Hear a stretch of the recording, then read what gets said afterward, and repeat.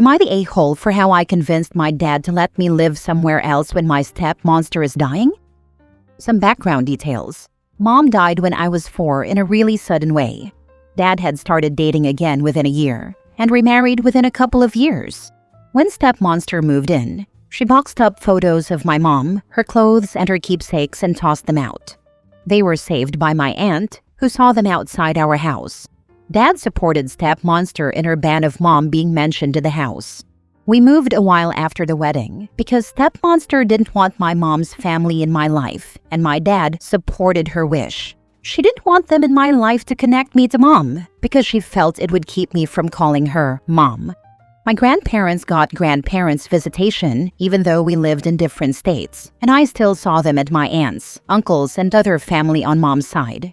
It wasn't a lot, but I saw them. My dad and step-monster had some kids together who are still really young now.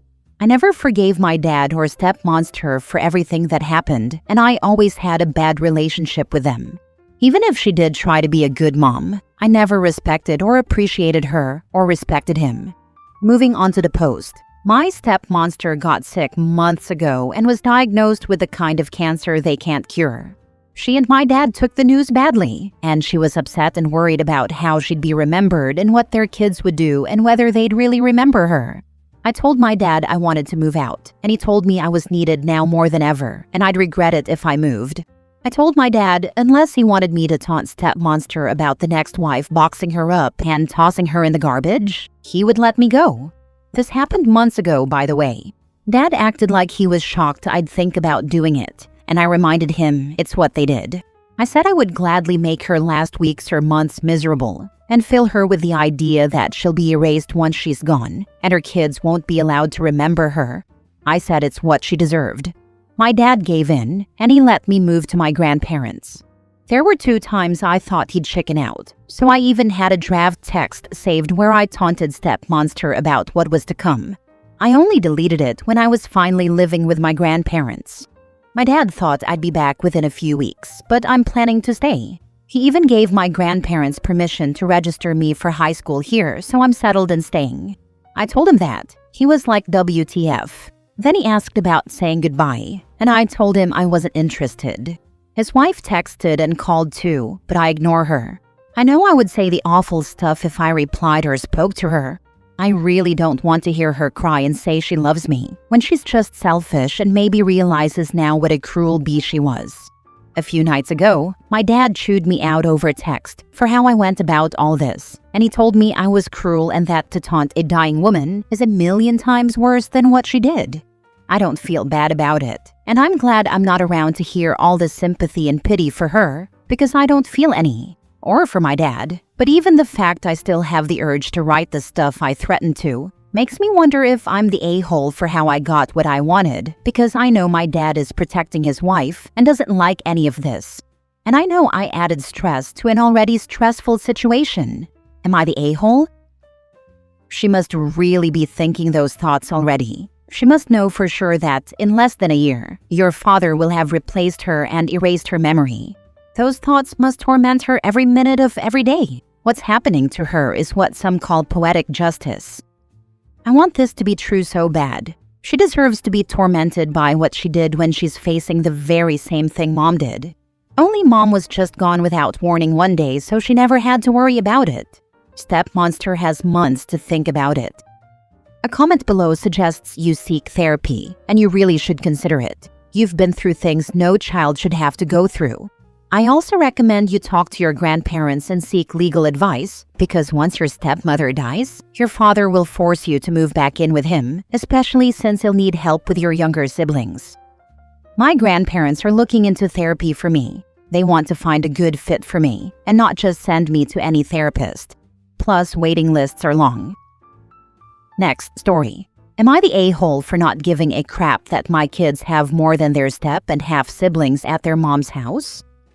My ex-wife and I, both in our 30s, had a very bitter divorce. She cheated on me, tried to make me take responsibility for a child who was unlikely to be mine, had an abortion after she realized I would DNA test that child and would end my parental responsibility if I wasn't the father. Then she accused me of making her miscarry. She tried to ask for alimony and child support when alimony was nowhere near entering the picture. She did get some child support, but we shared 50-50 of our 2 sons, so it was never as much as she was hoping for. She remarried and became a stepmother and a mother again. The other children are all over the place in age. Our sons are 9 and 11. Our sons have more than their step and half siblings because I can provide these things for them. We go places my ex-wife and her husband cannot afford. They can do as many activities as they want, as long as they actually want to do them. And I happily pay for that. My kids have a gaming room at my house. They get nice birthday parties with their friends, the works. My ex-wife and her husband cannot afford this, and in the last year they have been more vocal about it because the children in their home feel bad. My ex-wife wanted me to include the other children in the experiences I give my kids and the parties I throw for them. But we do everything separate, and I have responded via our co-parenting that it is better that we continue doing things separate and that I am not obligated to provide for their children in any way. This pressure from her has increased since the summer, when the kids and I did an extended Disney vacation, and then they got a second vacation that included my parents, siblings, and their families.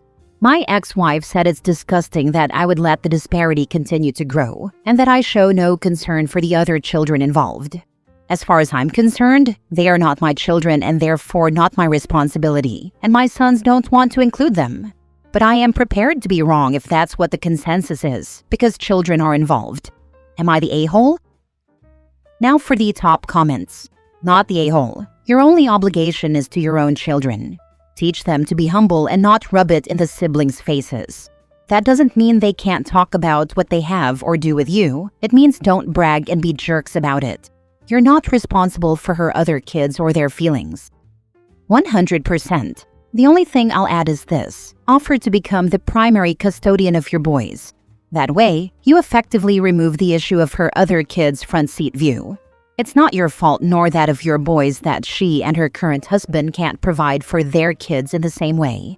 Perhaps it's time your boys became visitors at mom's house. Be aware of parent alienation. She likely is bad-mouthing you to your sons. While you absolutely shouldn't be providing for your son's step and half-siblings, I would suggest you ensure they do not rub their advantages provided by you in the siblings' face. These kids aren't your responsibility, but bringing your sons up to be decent adults means teaching them not to feel superior due to financial reasons. My kids definitely don't feel superior, and I make sure they know that we are privileged to have what we do. We volunteer together a couple of times a month, and we donate old stuff whenever we're finished with it and don't want to save it. I want my kids to be good people and not just entitled. The ex definitely shouldn't be asking for you to contribute financially to her new family in any way, including allowing her new kids to tag along on vacations. I do wonder if the step and half siblings are invited to your kids' birthday parties. They're not invited to the parties I throw for my kids' birthdays. They are to the parties my ex throws.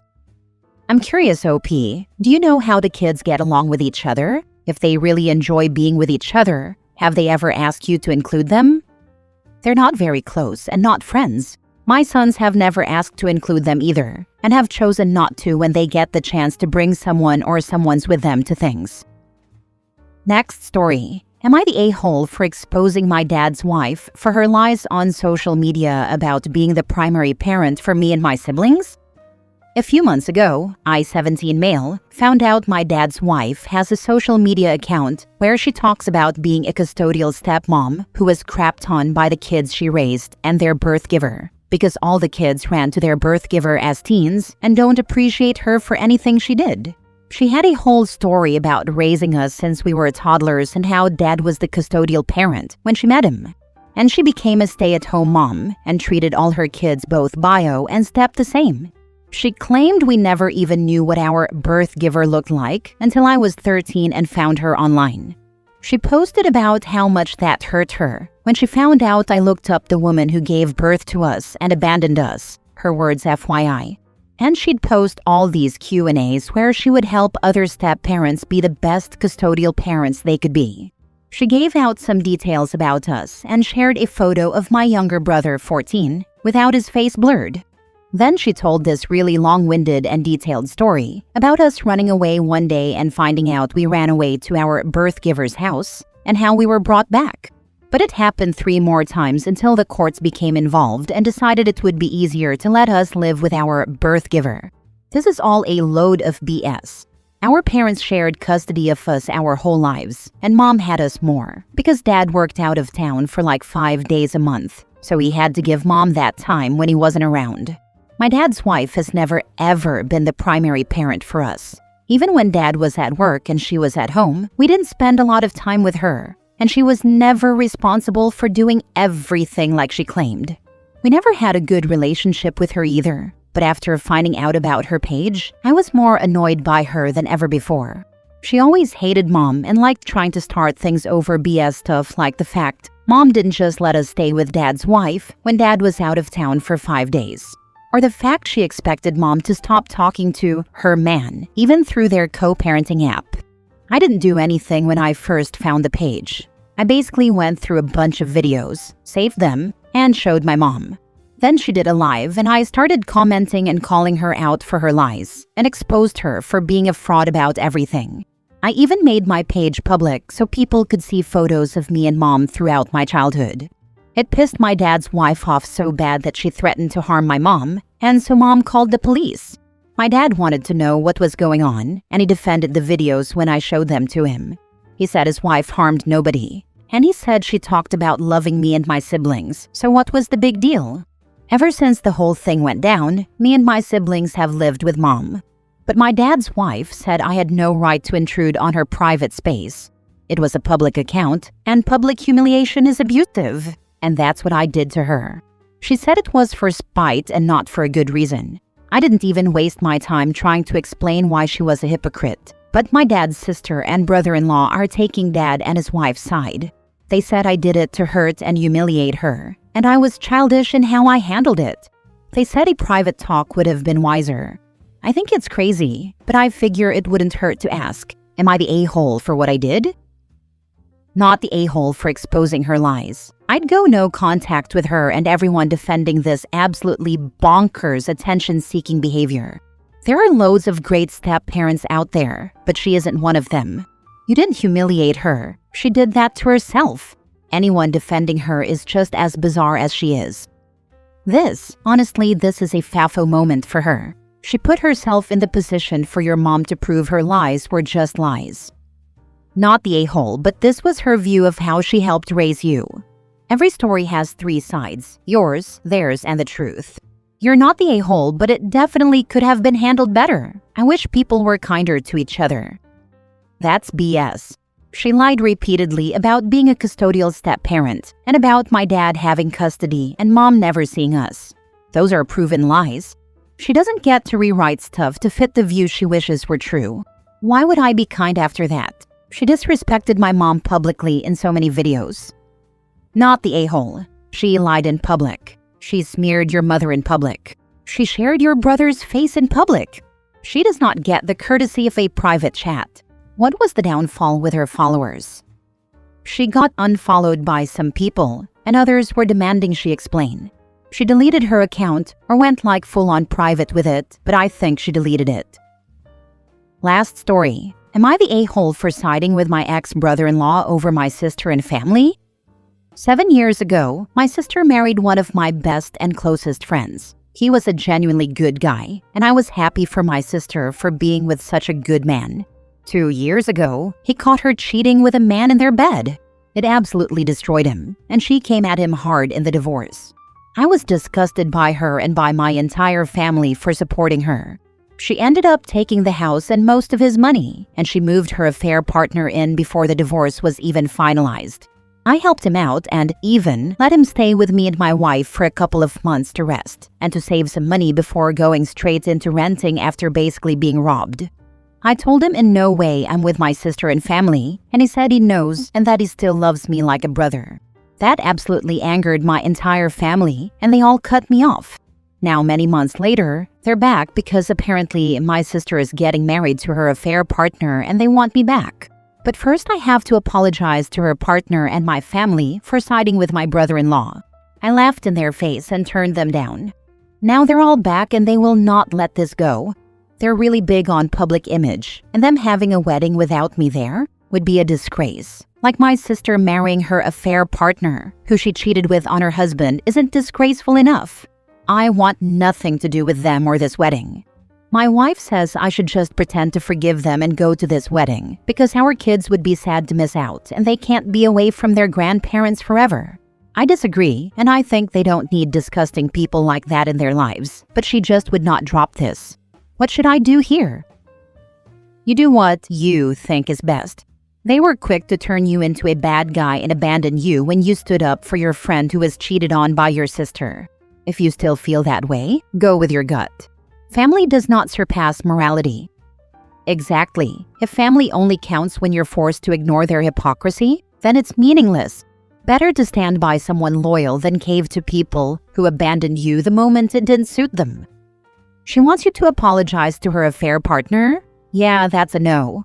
Or do what your wife says. Make peace, go to the wedding, then nuke them for being cheaters.